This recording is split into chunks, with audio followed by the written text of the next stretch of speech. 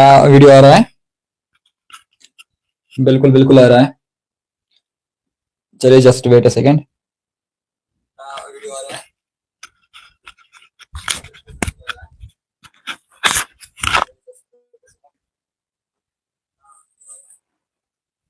तो पहले मैं वॉइस बंद रखूंगा यहाँ से।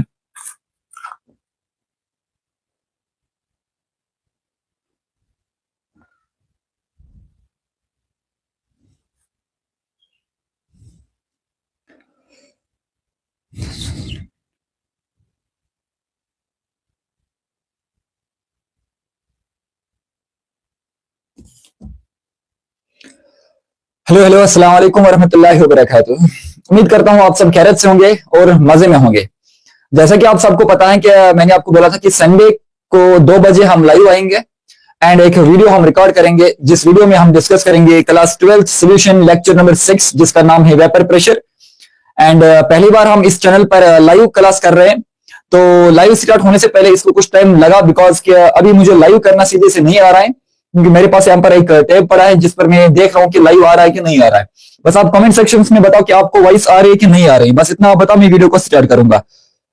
5 इस समय वीडियो को देख रहे हैं, 7, 8, हाँ 9 ने ज्वाइन किया है।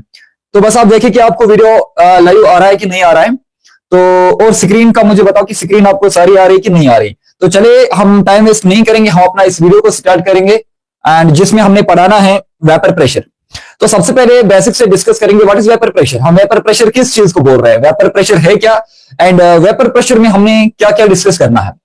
Now the first point is that vapour pressure में जो हमारा पहला चीज हमें पढ़ना है, जो हमने पहला चीज डिस्कस करना है, वो वेपर प्रेशर की एक बेसिक डिफिनेशन को डिस्कस करेंगे। कोई बोलेगा sir why should we need to learn the definitions of vapour pressure. आप सीधे मुद्दे पे आइए एंड क्वेश्चंस करवाए। देखो, एंड ये जो सीरीज है इसमें पर्टिकुलरली मैक्सिमम जो बच्चे देख रहे हैं वो बोर्ड के स्टूडेंट्स हैं, जिनको 2026 जेके बॉस एग्जाम देना है। तो वो मद्देनजर रखते हुए हमने डिफिनेशन भी दिखाना पड़ता है, हमने बेसिक से भी पढ़ाना पड़ता है। तो उसी चीज के लिए मैक्सिमम बच्चे जो इस समय वीडियो देख रहे हैं हमारा, तो उसमें मैक्सिमम बच्चे वही हैं जो कि जस्ट वेट अ सेकंड, यहां पर 3 बिल्कुल चल रहा है। एंड जो मैक्सिमम बच्चे इस समय वीडियो देख रहे हैं वो बोर्ड के ही स्टूडेंट्स हैं। तो चलिए हम टाइम जाया नहीं करेंगे। क्या स्क्रीन में इतना आ रहा है? बिल्कुल। तो यहां से हम स्टार्ट करेंगे हमारा टॉपिक, जिस टॉपिक का नाम है vapour pressure. Vapour pressure and एक बेसिक टॉपिक है, इंपॉर्टेंट टॉपिक है। एंड इस बेसिक टॉपिक से में सेबी जेईई मेंस और नीट में कैसे सवाल आते हैं वो हम डिस्कस करेंगे। सबसे पहले व्हाट इज वेपर प्रेशर, तो बेसिक डिफिनेशंस पर आएंगे। It is defined as a pressure exerted by the vapors on its liquid surface at an equilibrium is known as vapor pressure। क्या मतलब है इसका, मैं लिखूंगा यहां पर। it is defined as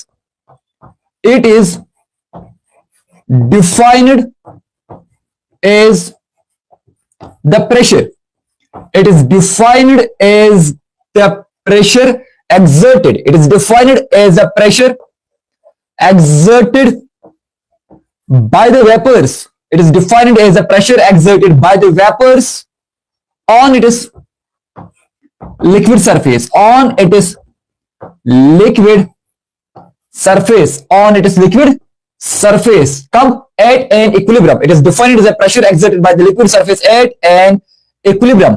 equilibrium पर liquid surface पर कितने vapors बनेंगे, किस तरीके से vapors बनेंगे, and how much pressure they exerted on its own liquid, that is something we can call vapor pressure। तो चलिए समझ लेंगे इसको।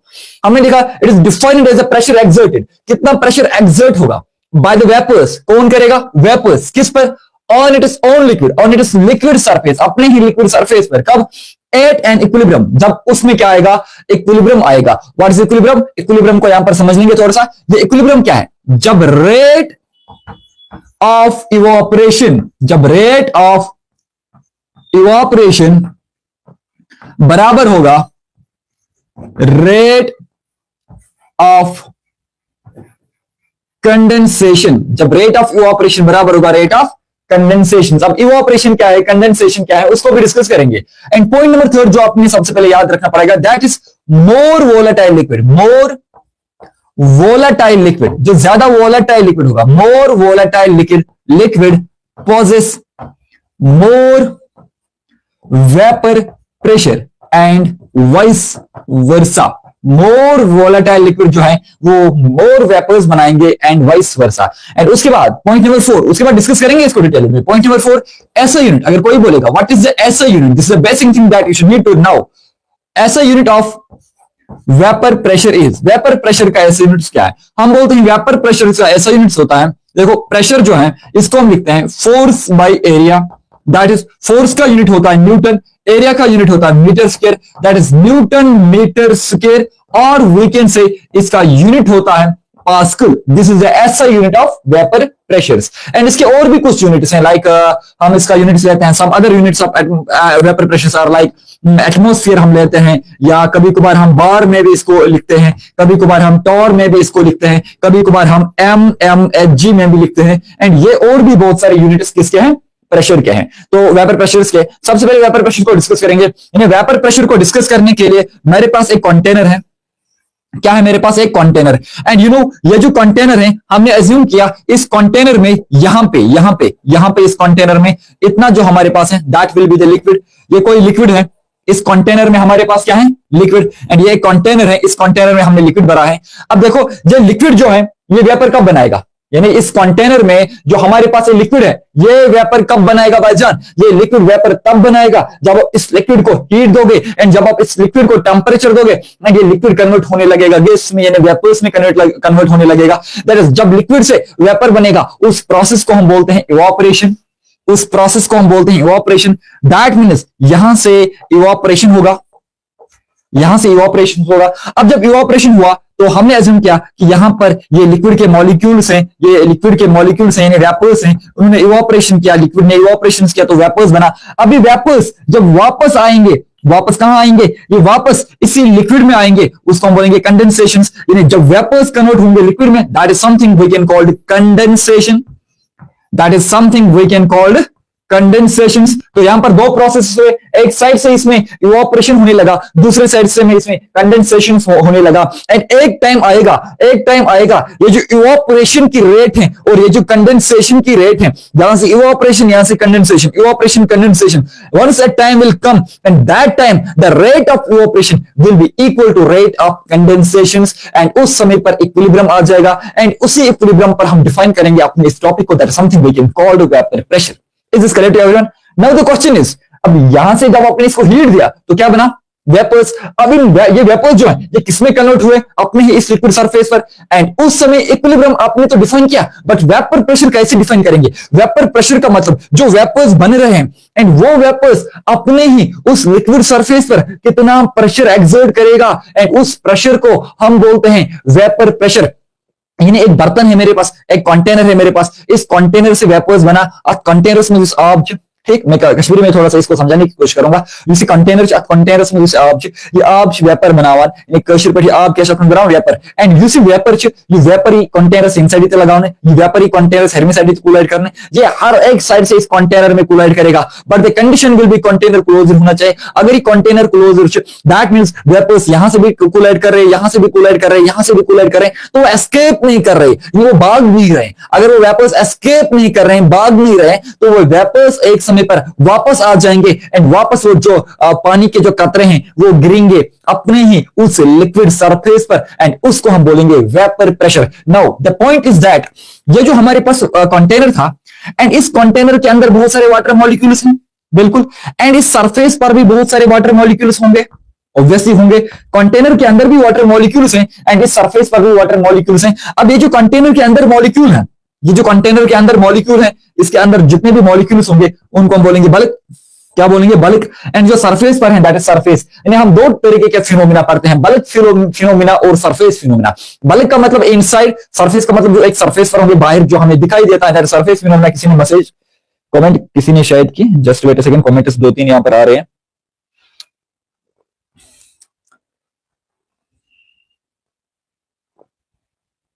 हाँ बिल्कुल, और बल्क और इसमें क्या है? Surface phenomena. Just wait a second please. Live चल रहा है, बिल्कुल ठीक। एंड हमारे पास दो तरीके के फिनोमिना है, एक surface phenomena and bulk phenomena. Sir आवाज कम आ रही है, आवाज से कम ही मान, आवाज नहीं आ रही है आपको? अगर आवाज नहीं आ रही है तो आप कमेंट सेक्शन में बताओ क्या आवाज से मान क्या है। वैसे आई थिंक मैं से आवाज क्लियर ही माना सुपर। चलिए आप देखिए आपको आवाज आ रही है कि नहीं। अगर ना आवाज नहीं तो तेलुगु मोस नजर आती है तेलुगु पे नहीं मैं बस लाइव स्टार्ट कर रहा हूँ।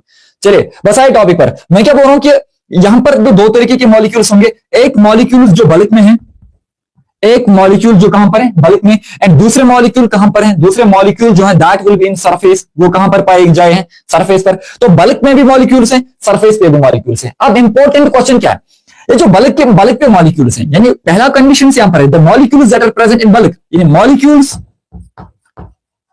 और इन बल्क यानी वो मॉलिक्यूल्स जो कहां पर हैं, बल्क में। एंड बल्क में जितने भी मॉलिक्यूल्स हैं, यानी अंदर जितने भी मॉलिक्यूल्स हैं, इस मॉलिक्यूल को यहां से भी फोर्स लग रहा है, इस मॉलिक्यूल को भी ऊपर से फोर्स लग रहा है, इसको यहां से भी फोर्स में मिल रहा है, यहां से भी फोर्स मिल रहा है। यानी इस मॉलिक्यूल को हर साइड से फोर्स मिल रहा है, इस मॉलिक्यूल को हर साइड से फोर्स मिल रहा है। दैट मीन्स ये जो मॉलिक्यूल बल्क में पाया जाता है, दैट मीन्स ये जो मॉलिक्यूल कहां पर है, बल्क में, ये स्टेबल होगा, दे आर स्टेबल। पहला पॉइंट याद रखना पड़ेगा, वो मॉलिक्यूल जो बल्क में है वो स्टेबल होंगे, दे आर स्टेबल, वो क्या होंगे, stable. And point number second, they are in equilibrium, वो किस में होंगे, equilibrium. And the point number third जो आपने याद रखना पड़ेगा, they are in less energy, उनकी एनर्जी कम होगी, they are in less energy. आपने ये 3 पॉइंट्स याद रखना पड़ेगा, चाहे कुछ भी हो जाए, आपने बल्क में ये 3 पॉइंट्स याद रखना पड़ेगा। सर ऐसा क्यों? क्योंकि इसकी इंपॉर्टेंस क्या है थोड़ी देर बाद आपको पता चलेगा। Point number first will be जो बल्क में मॉलिक्यूल्स हैं दे आर इनस्टेबल, एंड दूसरा पॉइंट वो इक्विलिब्रियम में होना चाहिए, एंड तीसरा पॉइंट उनकी एनर्जी कम होनी चाहिए, they are in less energy. Okay, now the point is जो सरफेस पर मॉलिक्यूल्स हैं उनको ज्यादा फोर्स नहीं लग रहा है, उनको बस नीचे से फोर्स लग रहा है, ऊपर से भी उनको उतना फोर्स नहीं मिल रहा है, अब उनको नीचे से फोर्स लग रहा है। That means molecules. अब दूसरा कंडीशन क्या है, दूसरा कंडीशन आप याद रखोगे, मॉलिक्यूल्स और इन सरफेस, जो कहां पर मॉलिक्यूल्स हैं, सरफेस पर। एंड सरफेस पर जो मॉलिक्यूल्स हैं, पॉइंट पहला उनमें क्या याद रखोगे, they are not instable, they are unstable. वो क्या होंगे, वो अनस्टेबल है, and they are not in equilibrium, यानी वो अनइक्विलिब्रियम में है, वो अनइक्विलिब्रियम फेज में है। एंड पॉइंट नंबर थर्ड इनमें याद रखोगे, उनकी जो एनर्जी है वो हाई होगी, उनमें हाई एनर्जी होगी। तो आपने 2 पॉइंट्स याद रखा, पहला पॉइंट, एंड जो हमारे पास कंटेनर्स हैं उसके अंदर भी कुछ मॉलिक्यूल्स हैं, एंड उस वाटर के ऊपर भी कुछ मॉलिक्यूल्स है सरफेस पर, एंड जो अंदर मॉलिक्यूल्स है उनकी एनर्जी ज्यादा होगी, सॉरी जो अंदर मॉलिक्यूल्स हैं सरफेस पर बल्क में मॉलिक्यूल्स हैं उनकी एनर्जी कम होगी, उनकी एनर्जी कम है तो वो स्टेबल होंगे, वो स्टेबल है एंड वो इक्विलिब्रियम में होंगे। एंड जो सरफेस पर मॉलिक्यूल्स हैं उनकी एनर्जी ज्यादा होगी, वो अनस्टेबल हैं, वो अनस्टेबल होने की वजह से इक्विलिब्रियम में भी नहीं है। अब होगा क्या, जब आप नीचे से एनर्जी दोगे, एनर्जी इस मॉलिक्यूल को भी मिलेगा, उस मॉलिक्यूल को भी मिलेगा। अब जो ऊपर वाला मॉलिक्यूल्स है इसमें ऑलरेडी ज्यादा एनर्जी थी, उसको और एनर्जी मिलेगी तो ये भागेगा, ये एस्केप करेगा। जब एस्केप करेगा, बात को समझना, जब ये मॉलिक्यूल एस्केप करेगा, ये मॉलिक्यूल यहां से इस कंटेनर में कोलाइड कर सकता है, बिल्कुल, एंड ये मॉलिक्यूल यहां कोलाइड कर सकता है, एंड यहां कोलाइड करेगा, ये मॉलिक्यूल जाएगा नहीं। क्यों नहीं जाएगा, कहां जाएगा भाईजान, कंटेनर क्लोज है, हर जगह पर कोलाइड कर रहा है, यहां से भी कोलाइड कर रहा है, यहां से भी कोलाइड कर रहा है, यहां से भी कोलाइड कर रहा है, एंड जब ये मॉलिक्यूल हर जगह से कोलाइड कर रहा है, आवाज आ रही है, तो वही तो मैं बोल रहा हूं ना कि आवाज आ रही है, आप मैसेज कमेंट्स कर रहे हैं, आवाज आ रहे हैं। तो इसमें अभी तक 18, 19, 20 देख रहे हैं लाइव, 20 स्टूडेंट्स अभी लाइव देख रहे हैं।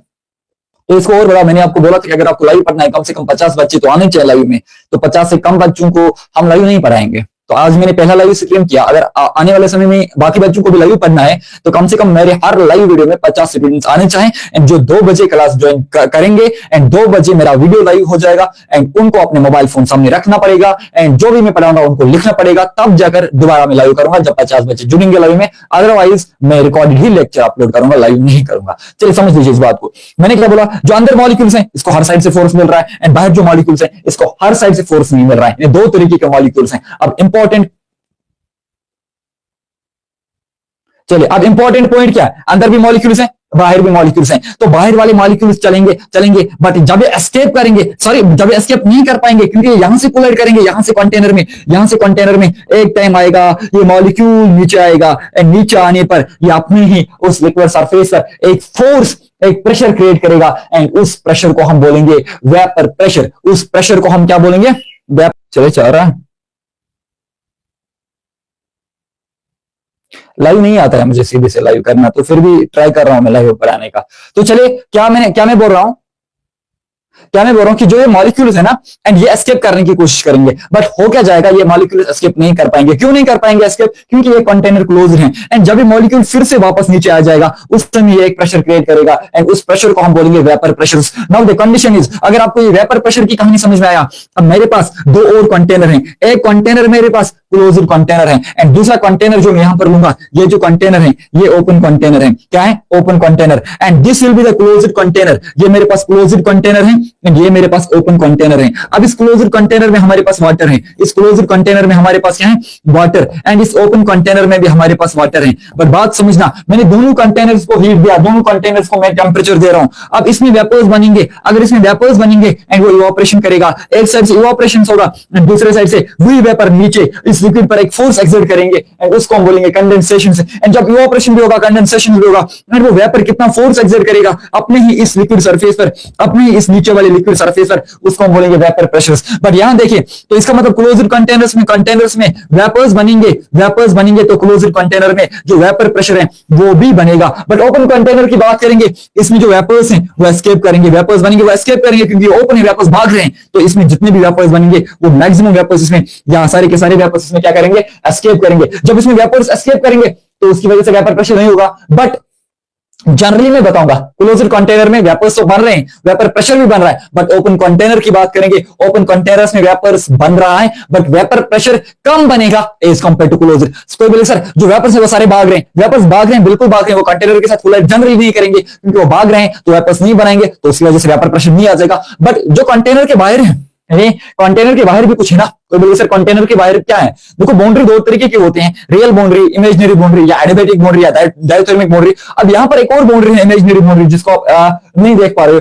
अब यानी मैं इस तरीके से बताऊंगा कि यहाँ पर एक एटमॉस्फेयर है, एंड एटमॉस्फेयर की वजह से उसमें प्रेशर क्रिएट होगा, वेपर्स बनेंगे, ऊपर एटमॉस्फेयर है तो एक लेयर है, तो उस एटमॉस्फेयर की वजह से कुछ वेपर्स वापस आ जाएंगे, एंड उसकी वजह से उसमें थोड़ा सा वेपर प्रेशर बन जाएगा। तो इसका मतलब हम ऐसे याद रखेंगे, जनरली क्लोज्ड कंटेनर में वेपर भी बनेगा, वेपर प्रेशर भी बनेगा। ओपन कंटेनर में वेपर्स बनेंगे, वो एस्केप करेंगे, तो वेपर प्रेशर ज्यादा नहीं होगा, तो प्रेफरेंस हम क्लोज्ड कंटेनर को देंगे as compare to open container. तो यह था बेसिक डिफिनेशंस वेपर प्रेशर के बारे में। Now the point is important point, आपने यह चीज पढ़ा कि जो वेपर प्रेशर है वो डायरेक्टली प्रोपोर्शनल टेंपरेचर के बराबर होता है। अरे भाईजान, आपने ये चीज तो पढ़ा है, क्या पढ़ा आपने? वेपर प्रेशर जो है that is directly proportional temperature. And इसका मतलब क्या है? इसका मतलब जब भी मैं टेंपरेचर बढ़ाऊंगा, जब मैं इस कंटेनर को टेंपरेचर बढ़ाऊंगा, उस टेंपरेचर बढ़ाने की वजह से वेपर बढ़ेगा। अरे सर, जब वेपर बढ़ेगा, कॉमन सेंस की बात है, वेपर प्रेशर भी तो बढ़ेगा, बिल्कुल बढ़ेगा। But the point is that vapour pressure versus temperature linearly depend नहीं करता है भाईजान। Vapour pressure versus temperature exponentially depend करता है,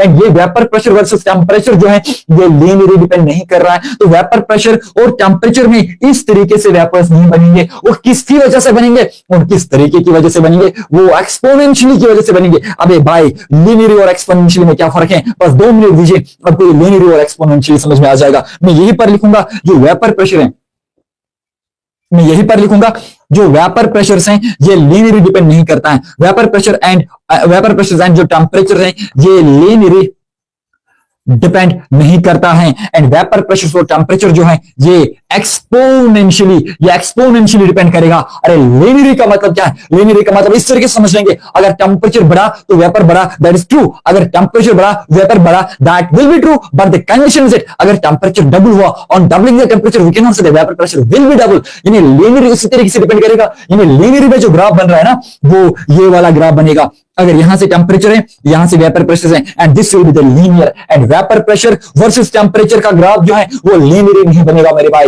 वो लीनियरली नहीं बनेगा, वो एक्सपोनेंशियली बनेगा। यानी वेपर प्रेशर और टेम्परेचर का जो ग्राफ है, यहां से टेम्परेचर, यहां से वेपर प्रेशर, वो इस तरीके से बनेगा। That will be the exponential growth. उसमें लीनियर ग्रोथ नहीं होगा, एक्सपोनेंशियल ग्रोथ होगा। वो धीरे धीरे नहीं बढ़ेगा, वो एक्सपोनेंशियली बढ़ेगा। तो दैट इज द रीजन, जब भी हम वेपर प्रेशर और टेम्परेचर को आपस में कंबाइन करेंगे, उसमें जो ग्राफ बनेगा वो लीनियरली नहीं बनेगा, वो जो ग्राफ बनेगा वो एक्सपोनेंशियली बनेगा। मैं आपको क्वेश्चन दूंगा इस पर, वेपर प्रेशर का ग्राफ क्या है, वेपर प्रेशर वर्सेस टेम्परेचर का ग्राफ है। वैसे आपको पता है ये ग्राफ है, बट मैं 4 ग्राफ दूंगा, आप 6 ग्राफ को पहचाने, उससे वेपर प्रेशर कंप्लीट होगा। उसके बाद वेपर प्रेशर के फैक्टर्स इसी क्लास में पढ़ेंगे। उसके बाद वेपर प्रेशर किस पे डिपेंड कर रहा है, किस पे डिपेंड नहीं कर रहा है, वो भी डिस्कस करेंगे। उसके बाद आपको आइसोलेट इस लेवल के 2-3 क्वेश्चन दूंगा, जिससे आपको पता चलेगा कि वेपर प्रेशर को इस सोच से भी हम समझ सकते हैं, इस लेवल से भी पढ़ सकते हैं। तो आप बने रहे वीडियो में कंटिन्यू, ताकि आपको वेपर प्रेशर जो है वो अच्छे से समझ में आ जाएगा। फिलहाल यहां तक एक स्क्रीनशॉट उठाए, तो ये बेसिक चीज है वेपर प्रेशर के बारे में।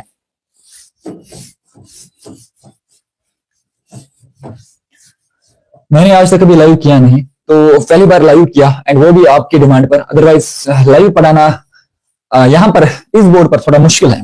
इस बोर्ड पर वैसे वो भी पढ़ाना मुश्किल है, क्योंकि स्मार्ट बोर्ड पर तो बहुत सारे बेनिफिट्स मिलते हैं, यहाँ पर कोई बेनिफिट नहीं मिलता है। यहाँ पर 20 मिनट का वीडियो 40 मिनट बन जाता है, 30 मिनट का वीडियो बनाएंगे तो उसको 1 घंटे लगता है। तो चलिए अब जल्दी जल्दी डिस्कस करेंगे। मैं आपको ग्राफ दूंगा, आप इस ग्राफ को पहचानिए। क्वेश्चन मेरे पास है वेपर प्रेशर एंड टेम्परेचर का graph, vapour pressure and temperature का जो ग्राफ है, आप बताओ सही ग्राफ कौन सा है। मैं 4 ऑप्शन यहां पर दूंगा, आप पहचानो। एक ग्राफ मैंने इस तरीके से बनाया, एंड यहां से टेम्परेचर, यहां से आपका vapour pressure, and the graph will be like that. Okay, दूसरा ग्राफ जो मैं यहां पर बता रहा हूं वो इस तरीके से है, एंड यहां से टेम्परेचर, यहां से vapour pressure, and the graph will be like that. And तीसरा ग्राफ, यहां से टेम्परेचर, यहां से vapour pressure, and the graph will be like that. And चौथा ग्राफ, यहां से टेम्परेचर, यहां से vapour pressure, the graph will be like that. आप मुझे बताओ इनमें से कौन सा ग्राफ वेपर प्रेशर और टेम्परेचर का है। कोई बोलेगा सर कोई मसला नहीं, हम बता पाएंगे, ये वाला ग्राफ होगा, क्योंकि टेम्परेचर बढ़ेगा वेपर प्रेशर बढ़ेगा। बिल्कुल टेम्परेचर बढ़ेगा वेपर प्रेशर बढ़ेगा। बट भाईजान ये जो ग्राफ है ये लीनियरली डिपेंड कर रहा है, ये लीनियरली डिपेंड कर रहा है। मैंने अभी बोला वेपर प्रेशर और टेम्परेचर लीनियरली डिपेंड नहीं कर रहा है, तो ये ग्राफ नहीं आ जाएगा। ये ग्राफ देखेंगे, टेम्परेचर बढ़ रहा है, इस पॉइंट पर देखेंगे वेपर इतना, इस पॉइंट पर वेपर इतना, इस पॉइंट पर वेपर इतना, तो टेम्परेचर बढ़ने से वेपर बढ़ नहीं रहा है, वेपर कांस्टेंट हो रहा है, तो ये वाला ग्राफ भी नहीं हो जाएगा। टेम्परेचर बढ़ रहा है, यहां से टेम्परेचर बढ़ रहा है तो वेपर बढ़ना चाहिए, बट इस पॉइंट पर इतनी वेपर बढ़ रहा है, इस पॉइंट पर इतने, तो टेम्परेचर बढ़ने से वेपर घट रहा है, तो ये ग्राफ भी नहीं हो जाएगा। तो that means this will be the true graph, because this is the exponential, and vapour pressure versus temperature will be the एक्सपोनेंशियल्स। इतने पे इतनी वेपर्स बनेंगे, इतने टेम्परेचर पर बहुत सारे वेपर्स बनेंगे, यानी टेम्परेचर और वेपर प्रेशर का जो ग्राफ आ जाएगा वो एक्सपोनेंशियली आ जाएगा, वो एक्सपोनेंशियली आ जाएगा, ये नहीं आ जाएगा। जिसको इस टॉपिक के नोट चाहिए ना, वो मुझे कमेंट कर सकता है, अभी मैसेज कर सकता है, मैं उसको नोट शेयर करूंगा। क्या वेपर प्रेशर और टेम्परेचर का ग्राफ समझ में आया? तो क्या वेपर प्रेशर समझ में आया? क्या है वेपर प्रेशर? सर एक कमरा है, एक कमरे में आपने पानी डाला, अपने कमरे में इस लेवल तक पानी डाला, अब यहां तक पानी डाला, नीचे आपने क्या किया, नीचे आपने हीट बढ़ा दी, एंड हीट बढ़ा दी, कमरे को पूरी तरीके से बंद करके रखा, आपने कमरे को पूरी तरीके से बंद करके रखा, तो उसमें वेपर्स बनने लगे, एंड वो वेपर्स जो है वो कूलाइड कर रहे हैं, वो कूलाइड कर रहे हैं, इस वाल से भी कूलाइड कर रहे हैं, यहां से भी वहां, हर जगह से ऊपर ऊपर हर जगह से वो कूलाइड कर रहे हैं, वो भाग नहीं पा रहे हैं। क्यों? क्योंकि भागने के लिए जगह ही नहीं है, उसकी एस्केपिंग टेंडेंसी है ही नहीं। जब वो वेपर्स भाग नहीं रहे हैं तो वो वेपर्स क्या करेंगे, वो एक समय पर वापस आएंगे, एंड अपने ही उस वाटर पर एक फोर्स एक्सर्ट करेगा, the force will be known as vapour pressure. Is this clear? Okay, अब मैंने बोला वेपर प्रेशर लीनियरली डिपेंड करेगा कि एक्सपोनेंशियली? आपने बोला एक्सपोनेंशियली, बिल्कुल लीनियरली डिपेंड नहीं करेगा। Now the point is that what is the factors, now the point is that what will be the factors, what will be the factors जो कि affecting करेंगे, फैक्टर्स अफेक्टिंग वेपर प्रेशर्स। कौन से factors ऐसे हैं जो वेपर प्रेशर को affect करेगा? जो पहला फैक्टर यहां पर हम लेंगे, that will be the temperature, that will be the temperature. By increasing temperature more molecules, जो ज्यादा मॉलिक्यूल्स हैं वो भागने की कोशिश करेंगे, मोर मॉलिक्यूल्स एस्केप करेंगे, एंड जब ज्यादा मॉलिक्यूल एस्केप करने की कोशिश करेंगे और उनमें एस्केपिंग टेंडेंसी बढ़ेगी, एस्केपिंग टेंडेंसी बढ़ेगी, वेपर बढ़ेगा, वेपर प्रेशर बढ़ेगा। बाय इंक्रीजिंग टेम्परेचर, सिंपल सा स्टेटमेंट है, by increasing temperature, by increasing temperature, उसकी वजह से जो वेपर प्रेशर है वो भी इंक्रीज होगा, क्योंकि टेम्परेचर बढ़ने से वेपर बढ़ेगा, वेपर बढ़ने की वजह से वेपर प्रेशर बढ़ेगा। दैट मींस वेपर प्रेशर जो है that is directly proportional to temperature. मैंने अभी बोला vapour pressure directly proportional temperature है, बट लीनियरली की एक्सपोनेंशियली, आपको यह पॉइंट याद रखना पड़ेगा, इसकी जो रिलेशन है वो एक्सपोनेंशियली है। इसका प्रूफ जो है वेपर प्रेशर वर्सेस टेम्परेचर का, वो एक इक्वेशन ने दिया था, that is known as Clapeyron equation. What is Clapeyron equation? That is log P2 divided by P1 is equal to del H vaporization divided by 2.303 or 1/T1 minus 1/T2 and this is kelvin equations, जिससे हमें prove मिलता है कि vapour pressure और temperature की जो relation है वो डायरेक्टली नहीं बल्कि वो लीनियर ही है। एंड इस इक्वेशन को हम अगली क्लास में अच्छे तरीके से सॉल्व करेंगे, डिराइव करेंगे, सो दैट कि आपका जेईई मेंस क्वेश्चन जो है वो यहां से बन पाएगा, आपका एक जेईई का क्वेश्चन यहां से बन पाएगा। एंड अगले वीडियो में इसको एक्सप्लेन करेंगे detailed.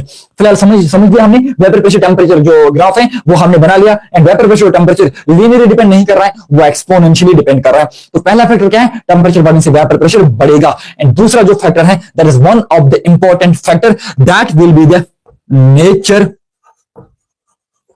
Of solvent, that is the nature of solvent या नेचर ऑफ लिक्विड। सॉल्वेंट का मतलब क्या है, अरे एक सोल्यूशन है, एक कंटेनर है, उसमें आपने सॉल्यूट डाला, किसके अंदर, सॉल्वेंट के अंदर। अब उस सॉल्वेंट का नेचर कैसा है, अरे मतलब वो सॉल्वेंट पोलर भी हो सकता है ना, वो सॉल्वेंट नॉन पोलर भी हो सकता है ना, लेकिन वो कितने वेपर्स बनाएगा, कैसे वेपर्स बनाएगा, दैट डिपेंड्स अपॉन कि वो पोलर है क्या नॉन पोलर। तो वेपर प्रेशर जो है ना वो डिपेंड कर रहा है टेम्परेचर पर। एंड दूसरा वही वेपर प्रेशर डिपेंड कर रहा है नेचर ऑफ सॉल्वेंट पर। अरे उस सॉल्वेंट का नेचर कैसा है, सर जी समझ नहीं आया सॉल्वेंट का नेचर कैसा होगा। देखो सॉल्वेंट का नेचर या तो पोलर होगा या तो नॉन पोलर होगा। अगर पोलर है सॉल्वेंट का नेचर या तो पोलर होगा या तो नॉन पोलर होगा। अब अगर पोलर है, पोलर में आपने याद रखना पड़ेगा एग्जांपल वाटर, पोलर में आपने एग्जांपल याद रखना पड़ेगा अल्कोहल एटसेट्रा, ये आपके पास पोलर है। अब इन पोलर में क्या होगा, इस पोलर में इंटरमॉलिक्यूलर फोर्स स्ट्रांग होता है। अब ये जो पोलर लिक्विड्स हैं इनमें इंटर मॉलिक्यूलर फोर्स जो है वो स्ट्रांग होगा। आप मुझे खुद बताओ, जिसमें इंटरमॉलिक्यूलर फोर्स स्ट्रांग है, the polar liquid is like water, acetic acid, alcohol etcetera have strong intermolecular force,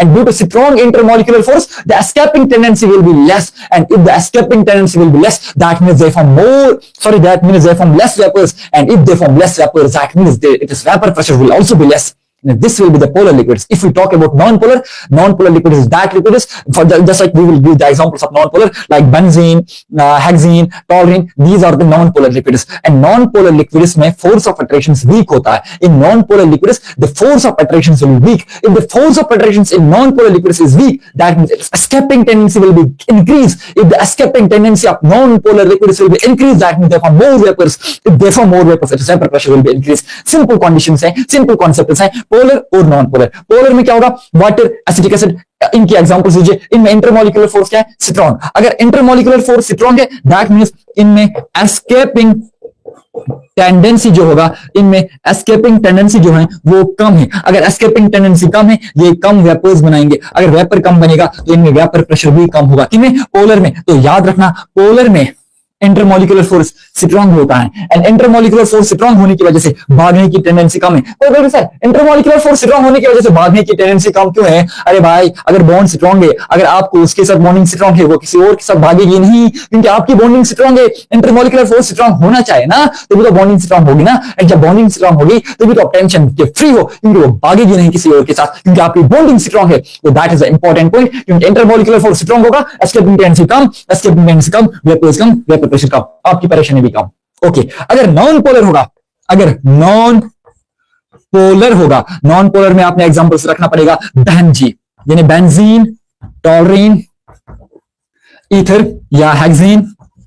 इनमें क्या होगा, इनमें इंटरमॉलिक्यूलर फोर्स जो है वो वीक है। जब इंटरमॉलिक्यूलर फोर्स वीक है तो इनकी जो एस्केपिंग टेंडेंसी है, एस्केपिंग टेंडेंसी क्या होगी, एस्केपिंग टेंडेंसी ज्यादा होगी। एस्केपिंग टेंडेंसी ज्यादा, वेपर ज्यादा, वेपर ज्यादा तो वेपर प्रेशर ज्यादा। इसको मैं और भी समझा लूंगा, जब वेपर ज्यादा होगा तो वेपर प्रेशर ज्यादा होगा। अब अगर किसी को ये समझ में नहीं आया वो मुझे बस 2 मिनट दीजिए, मैं आपको ये डिटेल समझाऊंगा, nature of solvent. I hope कि आपने ये लिखा होगा, आपको ये समझ में आया होगा, आपने ये सवाल किया होगा। नाउ पोलर और नॉन पोलर पर क्या डिस्कस और करना है एंड कैसे डिस्कस और करना है, बस 10 मिनट और लगेंगे हमें इस टॉपिक को कंप्लीट करने में, ताकि आपका वेपर प्रेशर जो है वो क्लियर होगा। लास्ट में मैं आपको एक बड़ा सवाल दूंगा, बड़ा सवाल नहीं है, एक छोटा सा सवाल है बट बड़ी इंपॉर्टेंस है, क्योंकि मुझे पता है कि आप उस सवाल को डेफिनेटली गलत कर पाओगे, क्योंकि आपने जो कॉन्सेप्ट पढ़ा वो सही से नहीं पढ़ा होगा, तभी जाकर आप सवाल को गलत कर पाओगे। एंड सवाल को ट्राई करो, मुझे आंसर बताना, एंड लाइव में मुझे आंसर बताना कि आपने सवाल सही किया कि गलत क्या है। एंड मैं अभी देखूंगा कि कितने बच्चों के कॉमेंट्स आ रहे हैं।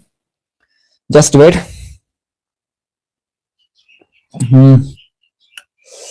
just wait a second.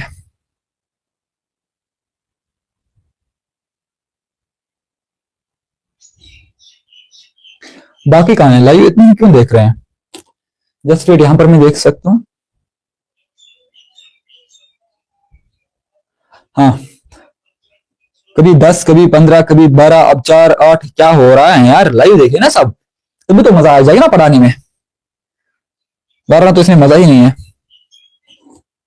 चलिए चलिए चलिए हम टॉपिक पर आएंगे। क्या मैं बोल रहा हूं कि nature of solvent, nature of solvent में आपका पोलर भी हो सकता है एंड नेचर ऑफ सॉल्वेंट में आपका नॉन पोलर भी हो सकता है भाईजान। अरे पोलर का मैंने अभी बोला, पोलर जो होगा इसमें इंटर मॉलिक्यूलर फोर्स जो है that will be strong. If inter molecular force is strong, आप मुझे बताओ एस्केपिंग टेंडेंसी क्या होगी, एस्केपिंग टेंडेंसी क्या होगी। अगर इंटरमोलिकुलर फोर्स स्ट्रॉन्ग है, एस्केपिंग टेंडेंसी कम होगी। एस्केपिंग टेंडेंसी कम होने का मतलब क्या है भाईजान, वेपर्स कम बनेंगे, वेपर्स कम बनेंगे तो वेपर प्रेशर भी कम होगा। And this is the important point. अरे भाई बेसिक्स है, जब बॉन्डिंग स्ट्रॉन्ग है, एस्केपिंग टेंडेंसी कम, वेपर्स कम, वेपर प्रेशर कम। अब इनके साथ non polar, benzene, benzene, taurine, ether, hexane and CCl4, इन सब में नॉन पोलर, इसमें क्या होगा, इनमें इंटरमोलिकुलर फोर्स जो है IMF, इंटरमोलिकुलर फोर्स जो है that will be weak. If intermolecular force is weak, आप मुझे बताओ what will happen with escaping tendency. The escaping tendency, the escaping tendency will be less,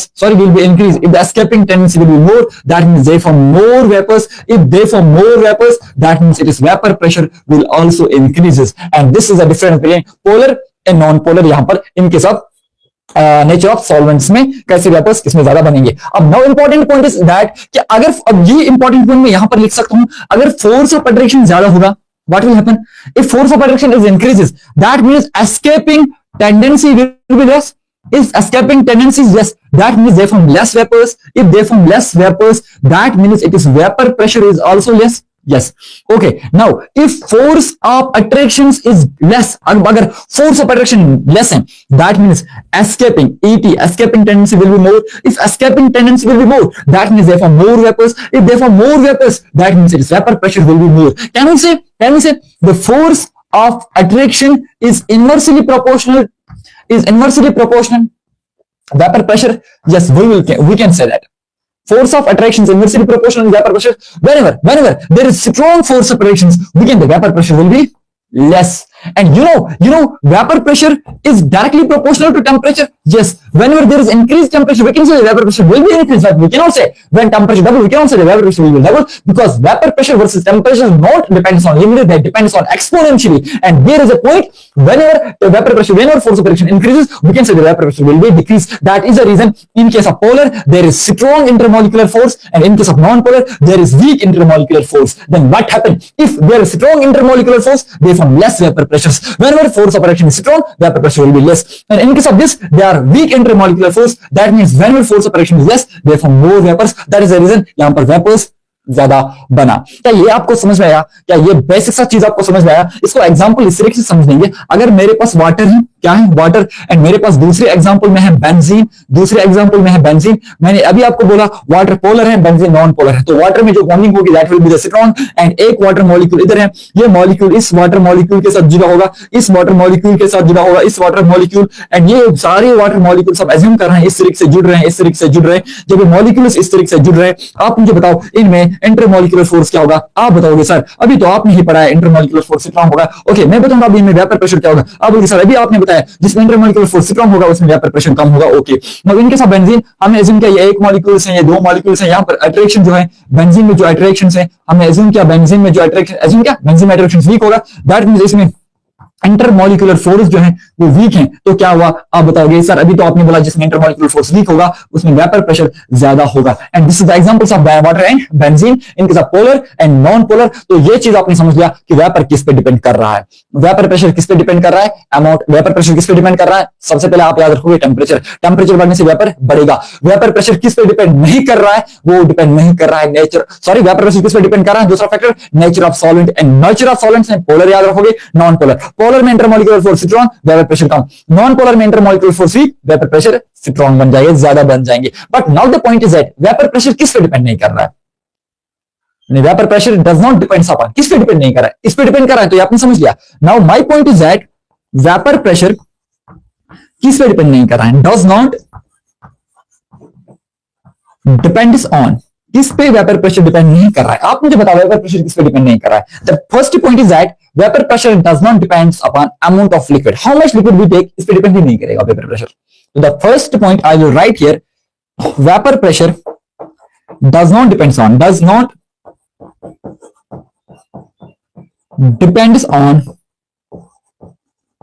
amount of liquid, amount of liquid taken, मैंने कितना liquid लिया, amount of liquid taken, तो उस पर depend ही नहीं करेगा। एंड ये जो अमाउंट ऑफ लिक्विड हम ले रहे हैं, ये that is intensive properties, you know why, because आपने इंटेंसिव और extensive, that is intensive property, आपने इंटेंसिव और एक्सटेंसिव प्रॉपर्टी 11वीं क्लास के थर्मोडायनेमिक्स में अच्छे से पढ़ा होगा। अगर नहीं पढ़ा मुझे कभी बताना कमेंट सेक्शन में कि हमें ये पता नहीं, तो मैं इस पर भी आपको इसी वीडियो में अगर आपको पता तो कमेंट्स करें, मैं देख रहा हूं, मैं आपको एक्सप्लेन करूंगा ये चीज। Okay, it vapour pressure does not depends upon amount of liquid taken, vapour pressure depend नहीं करेगा कि हम कितना अमाउंट लेंगे। देखो अगर मैं कम अमाउंट ले रहा हूं, ज्यादा अमाउंट ले रहा हूं, कम अमाउंट में भी वेपर्स बनेगा, ज्यादा अमाउंट में भी वेपर्स बनेगा।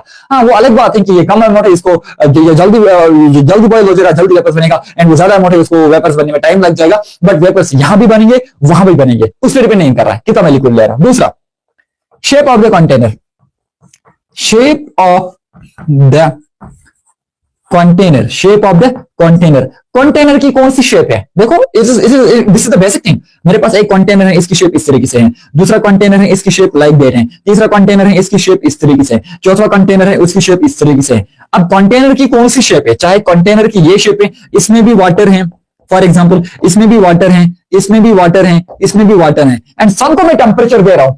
अगर मैं इसको भी टेम्परेचर दूंगा, यहां पर भी वेपर बनेगा, इसको टेम्परेचर दूंगा, यहां भी वेपर बनेगा, इसको टेम्परेचर दूंगा, यहां भी वेपर बनेगा, इसको टेम्परेचर दूंगा, यहां भी वेपर बनेगा। यानी शेप ऑफ द कंटेनर, जैसा भी कंटेनर है वेपर बनेगा, वेपर प्रेशर होगा। यानी ये ऐसा नहीं बोल रहा है, वेपर की कंडीशन नहीं है, आप मेरे लिए जो कंटेनर लाओगे उसकी जरूरी ये वाली शेप होनी चाहिए, इस शेप में भी वेपर नहीं बनाऊंगा, ऐसी कंडीशंस नहीं है। यानी vapour pressure does not depends upon amount of liquid taken, how much liquid we take, it doesn't depend. And the point second is that the shape of the container, what type of container we use, जैसा भी हम container इस्तेमाल करेंगे उसमें vapour बनेगा, उसका vapour pressure होगा, and it's the basic thing that you should need to now learn now. Okay, now the point is that मैं बोल रहा हूं कि vapour pressure does not depends upon amount of liquid. अब मैं एक नोट लिखूंगा, एक पॉइंट लिखूंगा, we need sufficient amount of liquid to take vapors. What does it mean? यानी मैं एक पॉइंट लिखूंगा, एक नोट लिखूंगा, we need, मैं यहां पर एक नोट आपको समझाऊंगा, we need sufficient amount of liquid, amount of liquid to take vapour से इनके साथ वेपर। अगर मुझे वेपर बनाना है, मुझे सफिशिएंट अमाउंट ऑफ लिक्विड देना है। अब यहां से मैं बोल रहा हूं कि अमाउंट ऑफ लिक्विड पे डिपेंड ही नहीं करेगा। अब समझे, अमाउंट ऑफ लिक्विड पे डिपेंड नहीं करेगा, that is true, but this point is also true. What type of point I want to tell you, we need sufficient amount of liquid. मेरे पास उतना लिक्विड होना चाहिए ना जितना में वापस बनेगा। ऐसा नहीं कि मैं करूंगा काम, मैं एक कंटेनर लाऊंगा, उसमें 2-3 ड्रॉप वाटर डालूंगा, एंड जब मैं हीट दूंगा तो उसके साथ ही उसमें डिजॉल्व हो जाएगा, खत्म हो जाएगा, एंड उसकी वापस नहीं बनेगा। ऐसा नहीं हो जाएगा ना, कम से कम उतना वाटर चाहे, क्योंकि वो उसको इतना ही में ऑब्जर्व करेगा। बिना तरह का आप और तरीके से वेपर बनाऊं, वो वेपर नहीं बनाएगा। कम से कम उतना अमाउंट ऑफ लिक्विड लेना पड़ेगा मुझे जिसमें इवापोरेशन और कंडेंसेशन हो जाएगा, इक्विलिब्रियम हो जाएगा, ताकि वेपर बन सकता है। यानी we need sufficient amount of liquid, and उतना लिक्विड लेना है जिसमें वापस बनेगा। फिर उसके ज्यादा जितना भी आप लोगे वो आपकी मर्जी, तब भी वापस बनेगा, कम में भी वापस बनेगा, that doesn't matter. Okay, now this is important point. Vapour pressure complete हुआ। वेपर प्रेशर किस पे डिपेंड कर रहा है, वेपर प्रेशर किस पे डिपेंड नहीं कर रहा है, यहां तक समझ में सब कुछ आया। नाउ लास्ट में 2 चीजें डिस्कस करेंगे, 5 मिनट और लगेंगे, इस वीडियो को कंप्लीट करेंगे। अब वो 2 चीजें क्या है, वेपर प्रेशर में यहां तक आपने अच्छे से लिखा, अच्छे से आपको समझ में आया होगा कि वेपर प्रेशर की क्या कहानी पढ़ी एंड किस तरीके की कहानी पढ़ी एंड इंपॉर्टेंट चीजें पढ़ी। और भी इस चैप्टर में बहुत कुछ है, इस चैप्टर में क्या, इस टॉपिक में है, क्योंकि वो रोल ट्रिजा जब हम पढ़ेंगे तब जाकर और भी बेसिक चीजें आपको क्लियर हो जाएंगे। Now the point is that, इस तरीके से पहले हम समझ लेंगे इस इंपॉर्टेंट पॉइंट को। This is the important point. अब इस इंपॉर्टेंट पॉइंट को इस तरीके से समझ लेंगे, मेरे पास हाइड्रोजन है, हाइड्रोजन बॉन्ड है, एंड दूसरा है हमारे पास dipole dipole dipole dipole interaction, तीसरा है हमारे पास वैंडर वाल।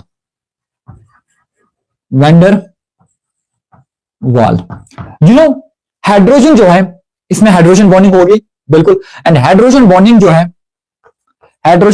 है वो स्ट्रॉन्ग है as compare to dipole dipole से, एंड डायपोल डायपोल जो है वो स्ट्रॉन्ग है as compare to van der वाल में, क्योंकि वैन डर वाल आपका वीक होता है। वैन डर वाल रेडियस जो, सॉरी वैन डर वाल इंटरेक्शन जो है that will be the weak interactions, ये वीक इंटरेक्शंस है आपके पास, एंड हाइड्रोजन बॉन्डिंग में स्ट्रॉन्ग इंटरेक्शंस है। नाउ एग्जांपल से समझ लेंगे, वैन डर वाल, हमने हाइड्रोजन बॉन्डिंग लिया, हमने डायपोल डायपोल लिया, हमने वैन डर वाल लिया। अब एग्जांपल से समझ लेंगे। अब हाइड्रोजन बॉन्डिंग वाटर में होते हैं, ये मेरे पास वाटर है, एंड डायपोल डायपोल में हम एग्जांपल से एसीटोन, एसीटोन लेंगे एंड यहां पर हम लेंगे कार्बन डाइसल्फाइड। अब समझिए इस बात को। अब हाइड्रोजन में बहुत सारे हाइड्रोजन, वाटर में बहुत सारे वाटर मॉलिक्यूल्स हैं। एज्यूम करेंगे वाटर में एज्यूम क्या, वाटर में बहुत सारे वाटर मॉलिक्यूल्स हैं। ये एक वाटर मॉलिक्यूल है एंड ये दूसरा वाटर मॉलिक्यूल इस वाटर मॉलिक्यूल के साथ जुड़ा होगा एंड ये इस तरीके से वाटर के साथ जुड़ा होगा, यानी बहुत सारे वाटर वाटर वाटर वाटर बहुत सारा वाटर है इसमें।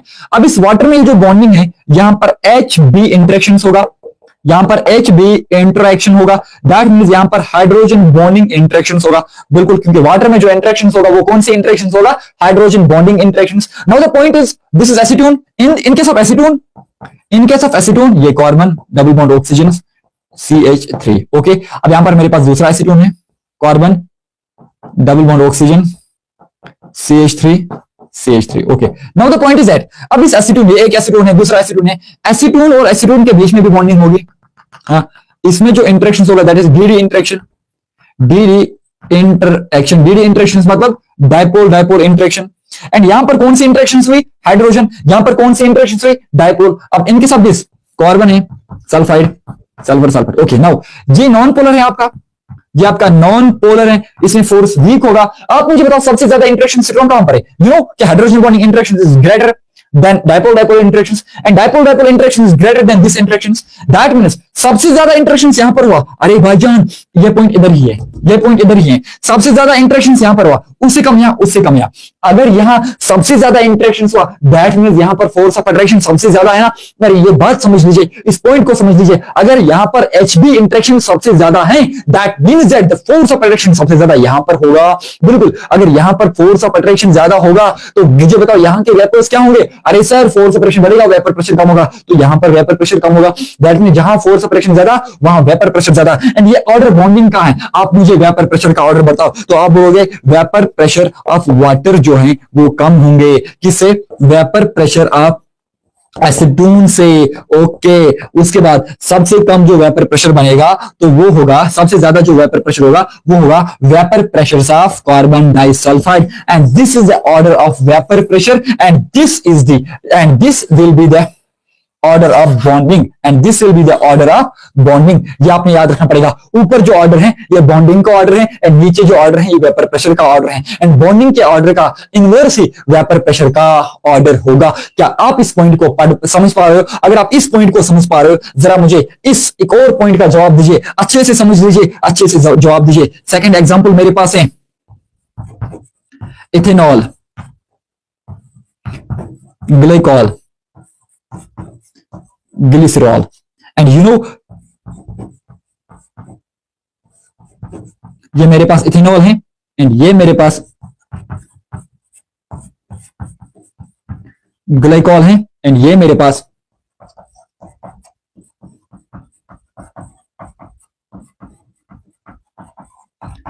ग्लिसरॉल है।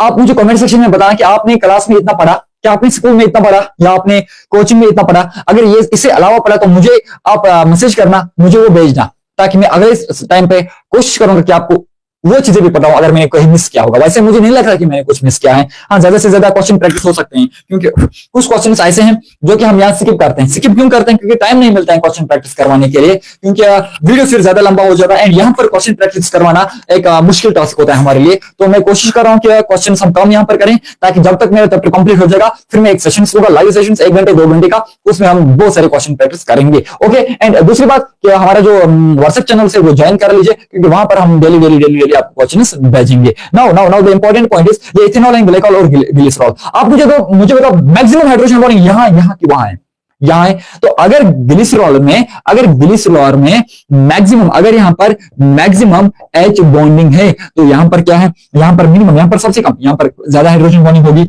एंड यहाँ पर कम, यहाँ पर सबसे कम, यहाँ पर मिनिमम हाइड्रोजन बॉन्डिंग होगी। तो हाइड्रोजन बॉन्डिंग यहां ज्यादा, यहां पर सबसे कम, वहां पर सबसे ज्यादा। एंड जहां पर हाइड्रोजन बॉन्डिंग सबसे ज्यादा है, स्ट्रॉन्ग है, एंड वहां के वेपर प्रेशर सबसे कम होगा। बिल्कुल, दैट मींस यहां के वेपर प्रेशर कम होगा। अगर मैं वेपर प्रेशर की बात करूंगा, मैं यहां पर लिखूंगा P0 ऑफ ग्लिसरॉल जो है, इसमें कम, ये कम वेपर्स बनेंगे as compare to P0 pure glycol में।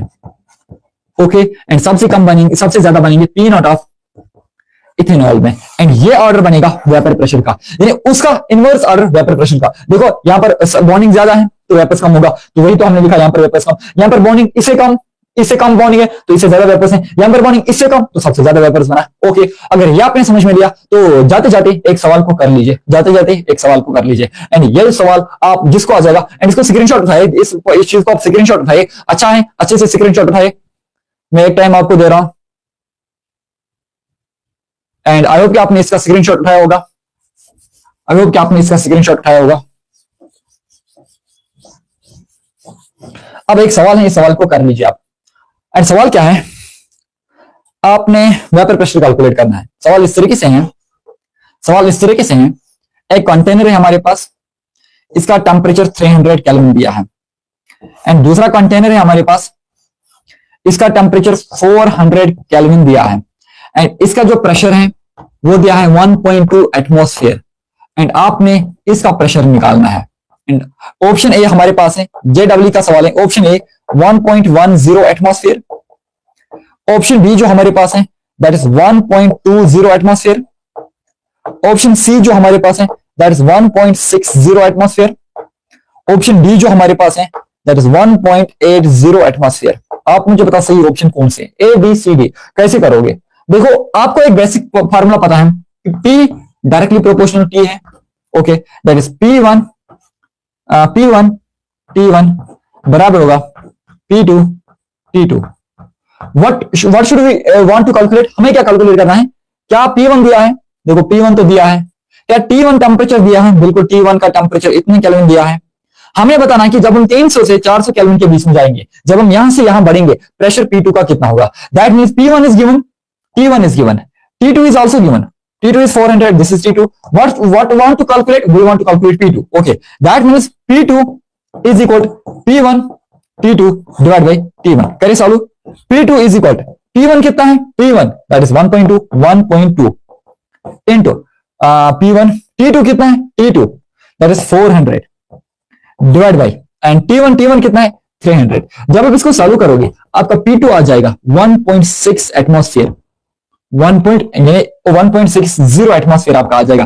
That means P2 is 1.60। Is this answer? No see here, vapour pressure is directly proportional to temperature. That means जब आप 300 केल्विन से 400 केल्विन तक जाओगे, समझना, जब हम 300 केल्विन से 400 केल्विन तक जाएंगे एंड यहां पर इतना था, क्या टेम्परेचर बढ़ने से प्रेशर इतना ही रहेगा, वेपर प्रेशर इससे ज्यादा, इससे ज्यादा। दैट मींस 1.10 नहीं होगा, 1.20 भी नहीं होगा क्योंकि इससे ज्यादा होगा। दैट मींस पहले दो ऑप्शन तो नहीं हो जाएंगे, या तो सी या तो डी। अब कौन सा सही है सर, हमने तो निकाला P2 जो है दैट इज 1.60। जब आप इस सवाल को करोगे आप डेफिनेटली आंसर निकालोगे, 1 इसको P2 निकालोगे, इसको इनके साथ मल्टीप्लाई करके डिवाइड करके आपका P2 जो है that will be equal to 1.60 atmosphere and 1.60 is the part of C and आप उठोगे सी पार्ट को टिक दोगे, but the C part will not be your answer. Why? Because मैंने आपको थोड़ी देर पहले क्या बोला, मैंने बोला ये जो P डायरेक्टली प्रोपोर्शनल T है, ये जो टेम्परेचर बढ़ने से वेपर्स बढ़ेगा, ये लीनियर है कि एक्सपोनेंशियल। आपने बोला लीनियर, तो यहां पर बता रहा है कि इतनी टेम्परेचर बढ़ने से कितना वेपर बढ़ रहा है, तो इक्वेशन से निकालोगे तो ये आएगा। ये नहीं आंसर है क्योंकि एक्सपोनेंशियली ग्रो होगा, यानी इससे ज्यादा ही बढ़ेगा। That means answer will be D not C. Answer आपका डी होगा, बिकॉज बी की जो आंसर, डी क्यों, अरे कोई बोलेगा सर हमने क्वेश्चन किया, क्वेश्चन करने के बाद आंसर सी आ रहा है, तो जो सही आंसर है वो गलत क्यों है। बिल्कुल यहां पर जो आपका सही आंसर आ रहा है वो इसके हिसाब से आ रहा है एंड इसका आंसर के लिए जो इक्वेशन के हिसाब से हमें देना पड़ेगा एंड उसके हिसाब से आंसर ज्यादा ही आ जाएगा। एंड मुझे ये नहीं पता कि 1.80 आ जाएगा, ये भी तो नहीं हो सकता है, बट ऑप्शंस में 3 नहीं है तो चौथी तो ही ऑप्शन हो जाएगी ना। ये 1.10 तो नहीं था, 1.20 भी नहीं है क्योंकि टेम्परेचर बढ़ने से तो वेपर बढ़ेगा, ये 1.20 से ज्यादा ही होगा, तो 1.20 से कम जो है वो ऑप्शन तो एलिमिनेट हो जाएंगे। तो दो बचा, एक 1.60 एक दूसरा ऑप्शन आपके पास बचा 1.80। अब कौन सी ऑप्शन सही है उसके लिए आपने फॉर्मूला लगा दी एंड जब आपने फॉर्मूला लगा दी एंड फॉर्मूला लगाने के बाद जो आपका आंसर आया वो 1.60 आया, but 1.60 will not be your answer. Why not? Because the relation is linearly and हमने पढ़ा जो रिलेशन होगा दैट विल बी एक्सपोनेंशियली, उससे ज्यादा ग्रोथ हो जाएगी, उससे ज्यादा वेपर्स बनेंगे, उससे ज्यादा वेपर विच होगा। एंड ये जेई का एक सिंपल और आसान और इजी क्वेश्चन है जो आपको करना पड़ेगा। आई होप कि यहां तक जो आपने पढ़ा आपको अच्छे से समझ में आया एंड बहुत सारे क्वेश्चंस आए थे लाइव में कि हमने एक एक करके वो क्वेश्चंस चुने हैं एंड अगली क्लास में हम उनको सारे क्वेश्चंस का जवाब देंगे। जस्ट लाइक कुछ क्वेश्चंस हैं मैं यहां पर देखूंगा कि आई होप कि आपको यहां तक समझ में आया होगा। अगर किसी का कोई सवाल है तो वो सवाल बता सकते हैं कमेंट सेक्शन में। अगर सवाल है किसी का तो सवाल बताइए। शाबाश। है किसी का कोई question? If yes then ask me. Okay okay. And वो लास्ट टाइम के कुछ क्वेश्चन थे ना, जब हमने लास्ट टाइम लेक्चर लिया था, उसमें कुछ बहुत सारे क्वेश्चन आए थे। जैसे कि कोई बोल रहा था कि उस टाइम सर क्या आप इस सीरीज को कंटिन्यू करोगे कि इतना ही क्लासेस पढ़ोगे? देखो पढ़ाएंगे इंशाल्लाह। मैं कोशिश करूंगा कि जितना भी मैंने टॉपिक्स पढ़ाए हैं आपको एंड जितने भी चैप्टर्स अभी बचे हैं, मैं कोशिश करूंगा कि 11th क्लास और 12th क्लास की पूरी फिजिकल केमिस्ट्री में पढ़ा दूंगा। And it is my promise to you कि फिजिकल केमिस्ट्री में जिस लेवल से हम पढ़ेंगे and I am very much sure कि नीट में आपका फिजिकल केमिस्ट्री में मैक्सिमम क्वेश्चंस इसी कंटेंट से अगले साल देखने को मिलेंगे, क्योंकि अब नीट आने वाला है। तो हमने सीरीज अब स्टार्ट की है बोर्ड के लिए and it is more than sufficient for board exams as well as NEET के लिए। देखोगे तो कुछ कॉन्सेप्ट्स आपको और पढ़ना पड़ेगा एंड वो भी मैं पढ़ा दूंगा धीरे धीरे, वो भी हम करेंगे, क्योंकि फिलहाल तो फोकस कर रहे हैं हम कि सीरीज को हम एज अ बोर्ड बच्चों के लिए ही स्टार्ट करेंगे। एंड बोर्ड में भी हम ज्यादा पढ़ रहे हैं जितना आपका सिलेबस में है, this is more than enough. And I hope कि आपने वेपर प्रेशर्स में क्लास में इतना नहीं पढ़ा होगा एंड जितना आपने इस वीडियो में यहाँ पर ऑनलाइन पढ़ा होगा। वेपर प्रेशर्स की डिफिनेशंस ही नहीं पढ़े हमने वेपर प्रेशर्स की सारा चीजें पढ़े। अब अगले वीडियो में हम रॉल्ट को डिस्कस करेंगे एंड रॉल्ट में ही हम और वेपर प्रेशर को थोड़ा सा टच करेंगे, ताकि और भी न्यूमेरिकल हम अच्छे से आपके सॉल्व कर पाएंगे।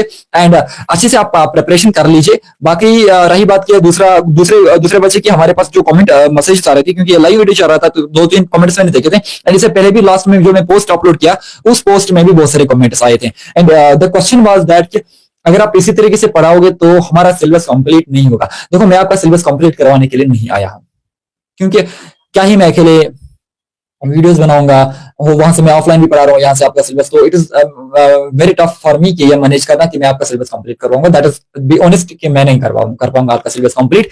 But the thing is that मैं आपको फिजिकल केमिस्ट्री पढ़ा सकता हूँ, पूरी केमिस्ट्री नहीं। एंड फिजिकल केमिस्ट्री कंप्लीट करने के लिए आप ये ना देखें कि ये सॉल्यूशंस के कितने लेक्चर्स बनाएगा। सॉल्यूशंस में कम से कम 20 क्लासेस बनाऊंगा। अदरवाइज अगर मैं रफली पढ़ाऊंगा, बस बोर्ड के लिए थोड़ा सा पढ़ाऊंगा, तो सॉल्यूशंस में 5-6 लेक्चर्स बनेंगे। But I will take more than 20 lectures for this chapter, ताकि आपके सारे सवाल कंप्लीट हो जाएंगे। उसके बाद केमिकल काइनेटिक्स में 10-20 लेक्चर्स होंगे, इलेक्ट्रोकेमिस्ट्री में 10-20 लेक्चर्स होंगे, यानी इन 3 चैप्टर्स में कम से कम 50 लेक्चर्स आएंगे। बट वो 50 लेक्चर जो है ना, वो एनसीईआरटी की हर एक लाइन होगी एंड हर एक टेक्सचुअल क्वेश्चंस को डिस्कस किया जाएगा एंड हर एक प्रीवियस ईयर के नीट के क्वेश्चंस को डिस्कस किया जाएगा एंड आपके सारे बोर्ड के पेपर्स को डिस्कस किया जाएगा। उस लेवल से पढ़ेंगे। तो दिस इज लेक्चर नंबर 6। आप ना देखें कि 6 लेक्चर्स में भी वेपर प्रेशर ही पढ़े हैं। तो रोल्टजा पर देखो, अब 6 लेक्चर्स में वेपर प्रेशर है, रोल्टजा में 2 लेक्चर्स आएंगे 8 एंड रोल्टजा के बाद क्वालिटेटिव प्रॉपर्टीज में 4 लेक्चर्स बनेंगे 12 लेक्चर्स। उसके बाद abnormal molar mass, van't Hoff factor, solubility, Henry's law, azeotropic mixture और न्यूमेरिकल्स, कम से कम 18-20 लेक्चर तक आपका चैप्टर जाएगा। आपको पढ़ना है तो आप अच्छे से पढ़िए, कॉपी बनाने की जरूरत नहीं है, क्योंकि यहां पर जो मैं पढ़ा रहा हूं यही पीडीएफ में आपको अपने ग्रुप में शेयर करूंगा। वहां से आप नोट्स आप उठाइए, उनको फोर्स कर सकते हैं, नोट्स बना सकते हो, वो आपकी मर्जी। या अगर आपने स्कूल में कॉलेज में स्कूल और कोचिंग में कॉपी बनाई है, दैट इज आल्सो गुड। तो चलिए इस वीडियो को हम यहीं पर कंप्लीट करेंगे। अगर किसी का सवाल है वो मुझे बता सकता है, कमेंट भी कर सकते हैं। और ये लाइव जो था ये हम यही एंड करेंगे। आप इसको शेयर करें बाकी स्टूडेंट्स तक। दीजिए इजाजत, अल्लाह हाफिज, थैंक यू।